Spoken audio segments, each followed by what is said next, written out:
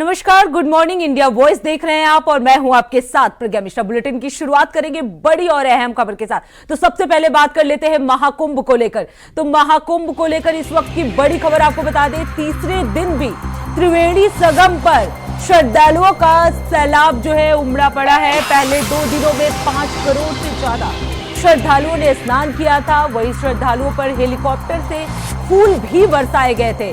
तो महाकुंभ में क्षेत्र में हर जुबा पे हर हर गंगे सभी जगह नजर आ रहे हैं। तो श्रद्धालुओं पर हेलीकॉप्टर से फूल भी बरसाए गए थे। आपको बता दें कि महाकुंभ 2025 का आज तीसरा दिन है।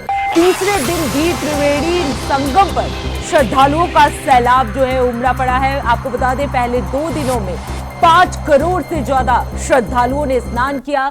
श्रद्धालुओं के ऊपर हेलीकॉप्टर से फूल बरसाए गए। तो आपको बता दें, 144 साल बाद महाकुंभ का ये भव्य आयोजन हुआ है, जिसमें कई करोड़ जो है पब्लिक वो पहुंच रही है। आपको बता दें कि पहले 2 दिनों में 5 करोड़ से ज्यादा श्रद्धालुओं ने स्नान किया। पहले दिन महास्नान था, शाही स्नान था। उसके बाद 14 तारीख को मकर संक्रांति के उत्सव पे भी लोगों ने 5 करोड़ से ज्यादा लोगों ने स्नान किया। आपको बता दें कि ये पवित्र स्नान से लोगों में श्रद्धा और बढ़ती नजर आ रही है।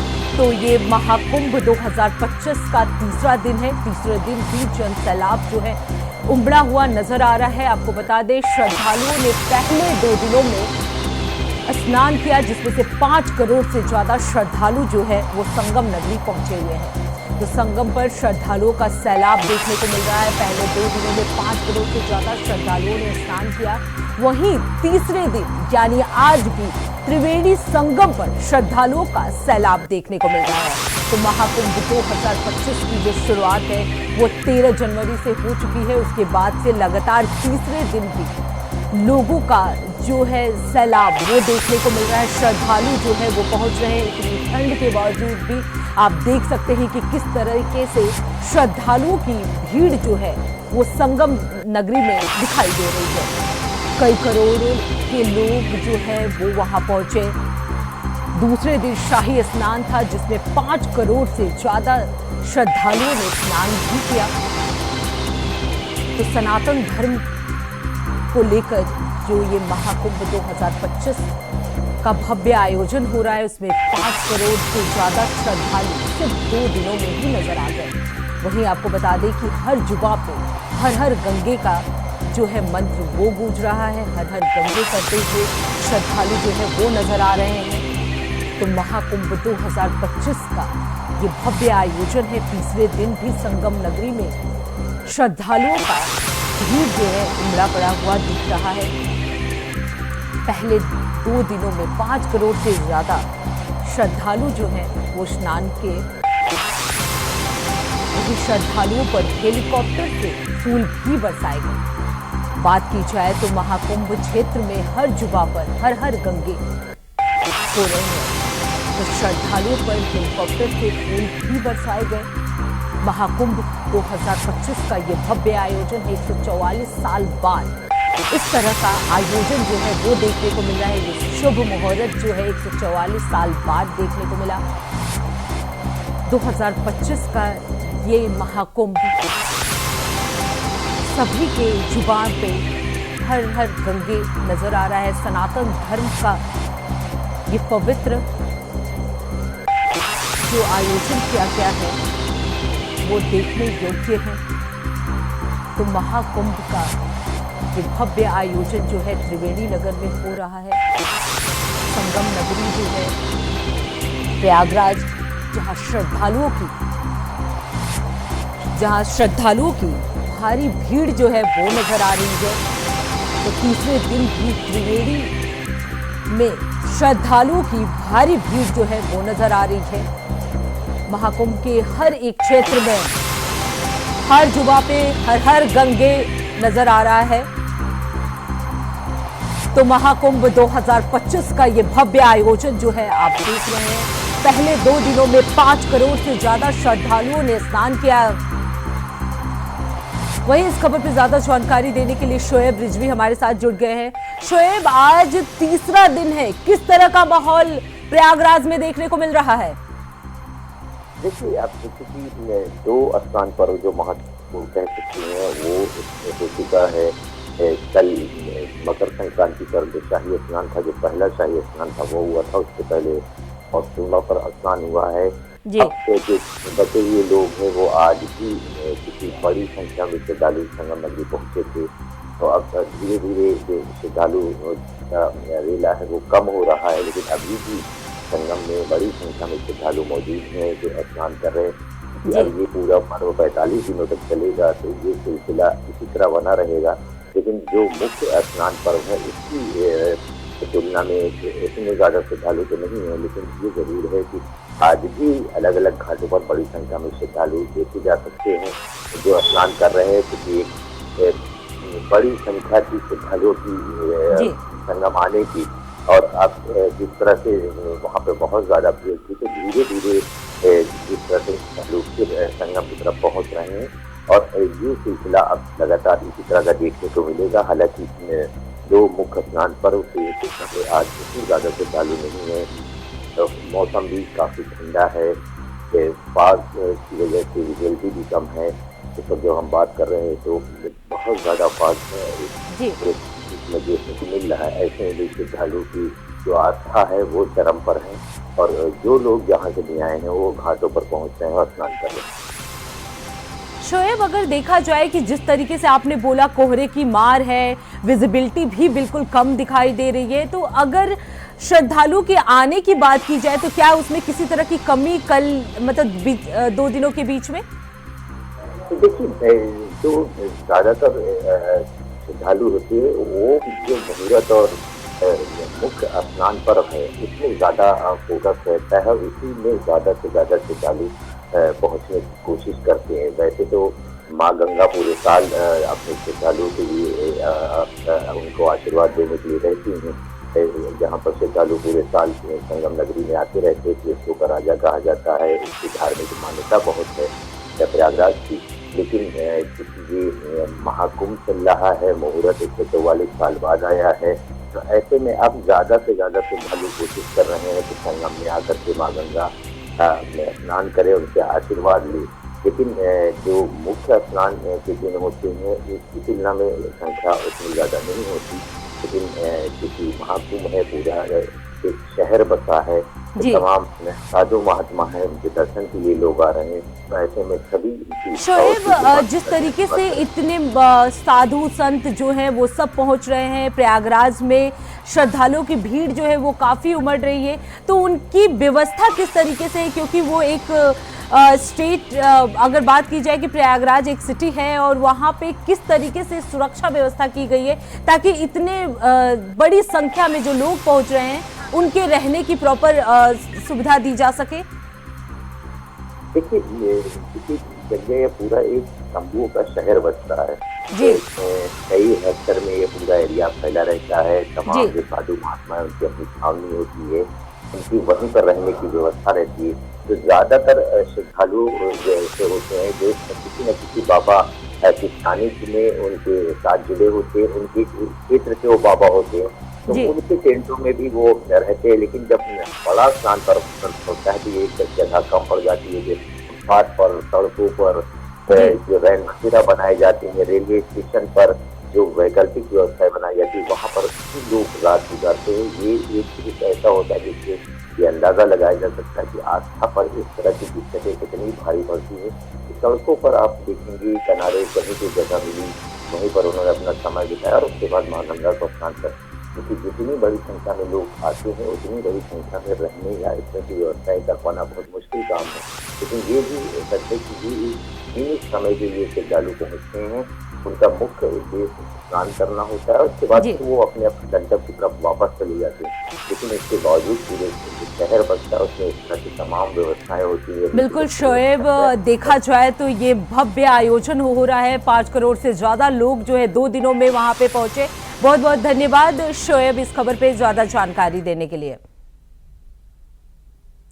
अब रुक कर लेते हैं अगली खबर की। अयोध्या की मिल्कीपुर विधानसभा सीट पर होने वाले उपचुनाव के लिए बीजेपी ने भी अपने पत्ते खोल दिए हैं। आपको बता दें, बीजेपी ने चंद्रभान पासवान को प्रत्याशी बनाया है, जो सपा के अजीत प्रसाद को चुनौती देंगे। इस तरह मिल्कीपुर उपचुनाव की लड़ाई जो है बीजेपी बनाम सपा ही नहीं, पासी बनाम पासी भी हो गई है। ऐसे में सवाल उठता है कि कौन चंद्रभान पासवान, जिन्हें बीजेपी ने उपचुनाव में उम्मीदवार बनाया है, बीजेपी के लिए मिल्कीपुर सीट नाक का सवाल बनी हुई है। वहीं 2024 में अयोध्या लोकसभा सीट हार जाने के बाद बीजेपी हर हाल में मिल्कीपुर विधानसभा चुनाव को जीतकर सपा को झटका देना चाहती है।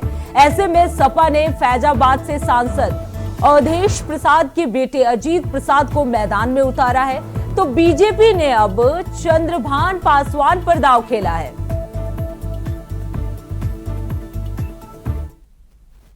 मिल्कीपुर हम लड़ा नहीं रहे हैं। इसके पहले भी जो 9 जगह उपचुनाव हुआ वह कांग्रेस नहीं लड़ी। वहां हम लोगों ने इंडिया गठबंधन के समाजवादी पार्टी को सहयोग किया है। अब मिल्कीपुर में भी इंडिया गठबंधन के पार्ट समाजवादी पार्टी के साथ कांग्रेस पार्टी खड़ी है, उनकी मदद कर रहे हैं। मैं इतना ही कहना चाहूंगा, ये आस्था का प्रश्न है।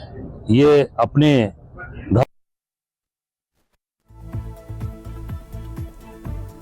तो बता दें कि सपा और बीजेपी के बीच ये सीधी टक्कर है, जहां बीजेपी ने उपचुनाव के मिल्कीपुर सीट पर उपचुनाव के लिए चंद्रभान पासवान को उतारा है। तो बीजेपी ने मिल्कीपुर से प्रत्याशी के नाम का घोषणा जो है वो कर दिया है। चंद्रभान पासवान को उम्मीदवार बनाया गया है। अब मिल्कीपुर में जो है बीजेपी और सपा नहीं बल्कि पासवान और पासवान वाला दौर भी शुरू हो गया है। तो आपको बता दें कि वहीं बीएसपी ने उपचुनाव से इस मामले में किनारा भी कर दिया है।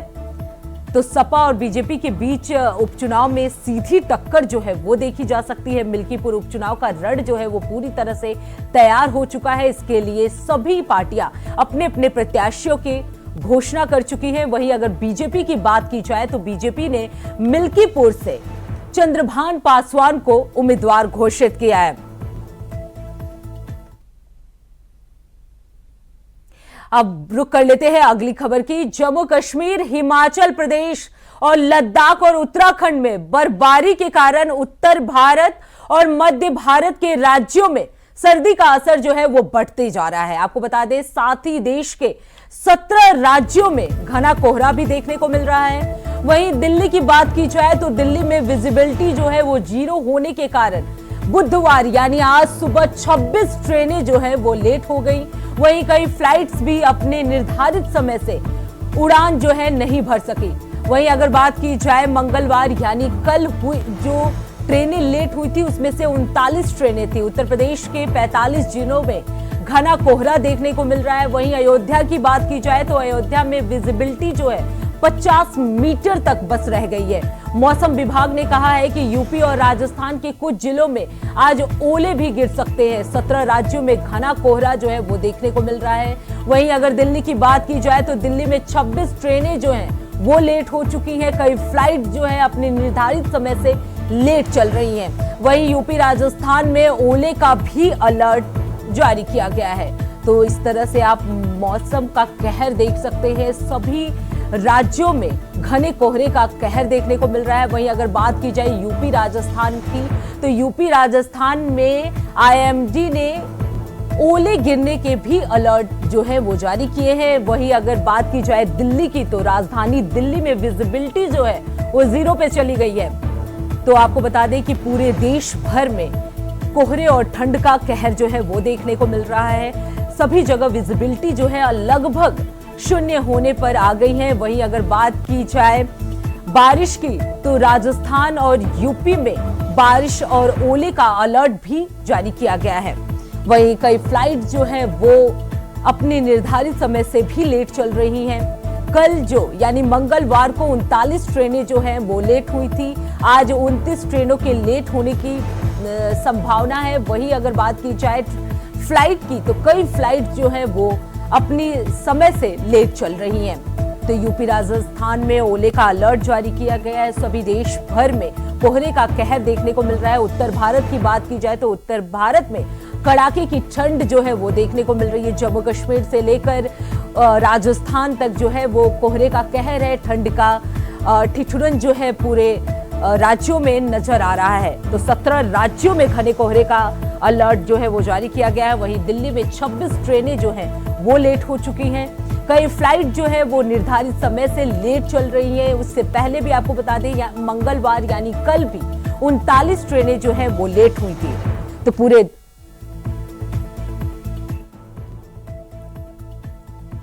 वही इस खबर पे ज्यादा जानकारी देने के लिए हमारे साथ रमन मिश्रा जुड़ चुके हैं। रमन, किस तरह का माहौल है जिस तरीके से कोहरे का कहर जो है वो देखने को मिल रहा है? बिल्कुल प्रज्ञा, इस बार की जो ठंडी है वो हर हफ्ते कहीं ना कहीं अपना मिजाज बदल रही है। जिस तरीके से कहा जाता है कि मौसम बदलता रहता है, वही देखने को मिल रहा है। एकदम से पहले जिस तरीके से लग रहा था कि ठंडी नहीं पड़ रही है, उसके बाद में बढ़िया बहुत कड़ाके की ठंडी पड़ी और फिर धूप भी निकलने लगी। जिस समय माना जाता था कि धूप नहीं निकलेगी, उस समय धूप निकली। लेकिन अब फिर एक बार से 1-2 दिन जिस तरीके से बूंदाबांदी हुई, मौसम फिर से एक बार थोड़ा सा ठंडा हो रहा है और टेम्परेचर गिर रहा है, लेकिन धूप के कारण से लोगों को एहसास नहीं हो रहा। लेकिन जिस तरीके से कोहरा होने लगा है 2 दिन से, उसके चलते बहुत सारी दिक्कतें लोगों को आ रही हैं। 50 मीटर की विजिबिलिटी लगभग नहीं दिख रही है, चाहे रात हो और चाहे सुबह के 8-9 बजे 10 बजे तक, और शाम को 7 बजे के बाद से जिस तरीके से कोहरा का प्रकोप है, लोग बहुत ज्यादा परेशान हैं। क्योंकि जो वाहन है उसकी जो लाइटें हैं उसके वो भी कोहरे को भेद नहीं पाती हैं, और जिसके चलते लोग हादसे का भी शिकार होते हैं। रमन, क्योंकि आप लखनऊ में हैं और लखनऊ की अगर स्थिति की बात की जाए तो लखनऊ में किस तरह का मौसम जो है वो देखने को मिल रहा है? क्या कोई बारिश की भी संभावना है? मौसम में बादल हैं इसलिए लग रहा है कि कहीं ना कहीं बूंदाबांदी होगी। और जिस तरीके से मौसम विभाग का कहना है कि उसने अलर्ट भी जारी किया गया है कि 17 जिलों में बारिश हो सकती है। हालांकि अभी बारिश के बहुत ज्यादा आसार नहीं लग रहे हैं कि ज्यादा बड़ी बारिश होगी और बहुत तेज बारिश होगी, इसके आसार नहीं लग रहे हैं। लेकिन जिस तरीके से अलर्ट जारी किया गया है और कोहरा प्रकोप जिस तरीके से है, माना जा रहा है कि मौसम एक बार फिर करवट ले सकता है और एक भीषण ठंडी फिर से हो सकती है। रमन, अगर बात की जाए, क्योंकि वहां पे बहुत सारे ऐसे लोग भी हैं जो सड़क पे सोते हैं, उनके लिए क्या कुछ व्यवस्था की गई है प्रशासन की तरफ से?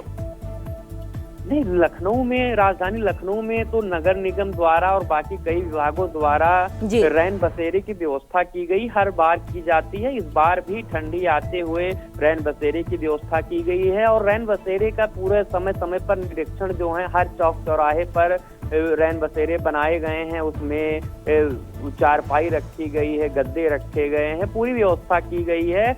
और समय समय पर उसका जो निरीक्षण, उसके लिए कमिश्नर डॉक्टर रोशन जेकब, डीएम सुरपाल गंगवार और खुद वहाँ की मेयर वहां पर निरीक्षण कर रही हैं। रात में पहुंच जाती हैं, सुबह पहुंच जाते हैं कि कैसी, क्या कोई गुणवत्ता में कमी तो नहीं है, क्या कोई सड़क पर सो तो नहीं रहा है, उसकी पूरी निगरानी की जा रही है। और पुलिस भी इस मामले में सड़क पर जो लोग रहते हैं उन्हें कहीं ना कहीं, जो पुलिसिंग में जब वो पुलिसिंग करती है तो उन्हें रैन बसेरे तक ले जाने का काम कर रही है।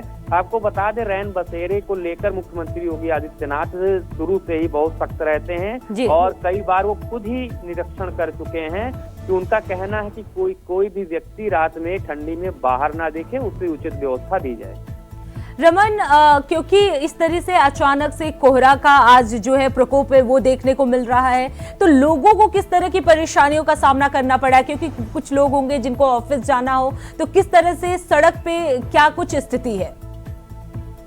कोहरे के कारण लोगों को समस्या का बहुत बड़ा सामना करना पड़ रहा है, क्योंकि एक तो समय ज्यादा लग रहा है, क्योंकि कोहरे में गाड़ियां जो हैं, चाहे 2 व्हीलर गाड़ियां हैं, चाहे 4 व्हीलर, और चाहे जो पब्लिक वाली गाड़ियों से जो लोग चल रहे हैं, पब्लिक ट्रांसपोर्ट से जो चल रहे हैं, उन्हें भी ज्यादा समस्या का सामना करना पड़ रहा है। जो लोग काफी दूरी पर रहते हैं, मान लीजिए जो लखनऊ हजरतगंज में अगर कोई नौकरी कर रहा है और जिसे बाराबंकी बॉर्डर से या सीतापुर बॉर्डर से, कानपुर बॉर्डर से आना है, तो उसे काफी मशक्कत करनी पड़ रही है, काफी समय पहले चलना पड़ रहा है और साथ में एक खतरा बना रहता है कि वो खुद तो सावधानी रखे, साथ में पीछे वाला भी सावधानी रखे, क्योंकि कोहरा में लगभग 40 मीटर की दूरी में भी दिखाई नहीं पड़ता है। कभी कभी इस तरीके से कोहरा आ जाता है, कहीं पर अच्छा रहता है, जिसके चलते हादसे का जो है डर बना रहता है, लेकिन लोग किसी न किसी तरीके से अपने मंजिल तक पहुंच रहे हैं। जी, बहुत बहुत धन्यवाद रमन इस खबर पर ज्यादा जानकारी देने के लिए। अब रुक कर लेते हैं अगली खबर की। उत्तर प्रदेश के संभल जिले में धार्मिक स्थलों पर किए गए अतिक्रमण को लेकर प्रशासन जो है सख्त रवैये लगातार जारी कर रखा है। आपको बता दें, मंगलवार को जिले में सती मठ की भूमि पर अवैध कब्जे की शिकायत पर सदर एसडीएम वंदना मिश्रा पहुंची। मौके पर जांच की गई तो सती मठ की भूमि पर अवैध कब्जा मिला, जिसके बाद अतिक्रमण पर बुलडोजर की कार्रवाई की गई। वहीं एसडीएम ने अपने बयान में कहा कि सती मठ की भूमि पर अवैध कब्जा पाए जाने पर बुलडोजर चलवाया गया है। साथ ही उन्होंने एंटी भू माफिया एक्ट के तहत कार्रवाई करने की भी बात की। दरअसल सदर एसडीएम डॉक्टर वंदना मिश्रा मंगलवार को अचानक दल बदल के साथ सदर कोतवाली इलाके की नई सराय मोहल्ले में पहुंचे, जहां तहसील कर्मियों से सती मठ की भूमि की पैमाइश कराई गई। करीब 1 घंटे तक पैमाइश जो है वो जारी रहा। इस दौरान जांच में सामने आया कि सती मठ की भूमि पर बाउंड्री बनाकर अवैध कब्जा कर लिया गया है, जिस पर एसडीएम ने नगर पालिका से बुलडोजर को बुलवाया और मौके से ही अवैध कब्जे को बुलडोजर से ध्वस्त करा दिया गया।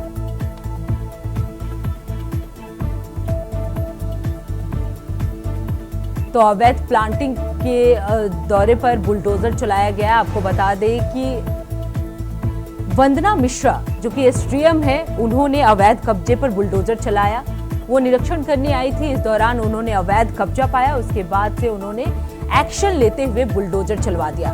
तो अवैध प्लांटिंग का दौरा वंदना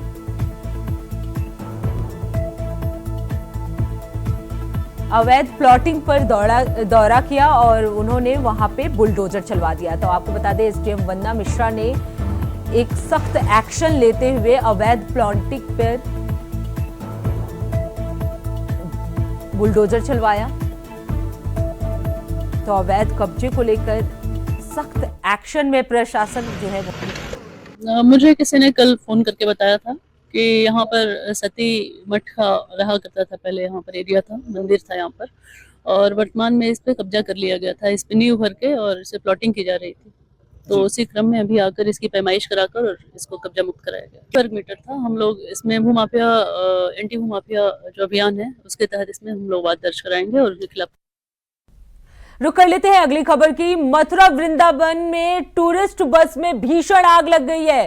तेलंगाना के एक यात्री की जलकर मौत हो गई। आपको बता दें, बस में बैठे यात्री खिड़की खोलकर भागे। वहीं पर्यटक सुविधा केंद्र पर ये बस जो है वो खड़ी थी। कड़ी मशक्कत के बाद आग पर काबू पाया गया। वहीं तेलंगाना से 51 यात्रियों का दल जो है वो आया हुआ था। डीएम एसएसपी ने मौके पर पहुंचकर रिपोर्ट पेश की। यात्रियों को जल्द से उनके गांव भेजने की जो तैयारी है वो हो रही है। तो आपको बता दें कि एक यात्रियों से भरे बस में जो है वो आग लग गई। मथुरा वृंदावन टूरिस्ट बस में ये भीषण आग लग गई। वहीं तेलंगाना के एक यात्री की जलकर मौत हो गई है।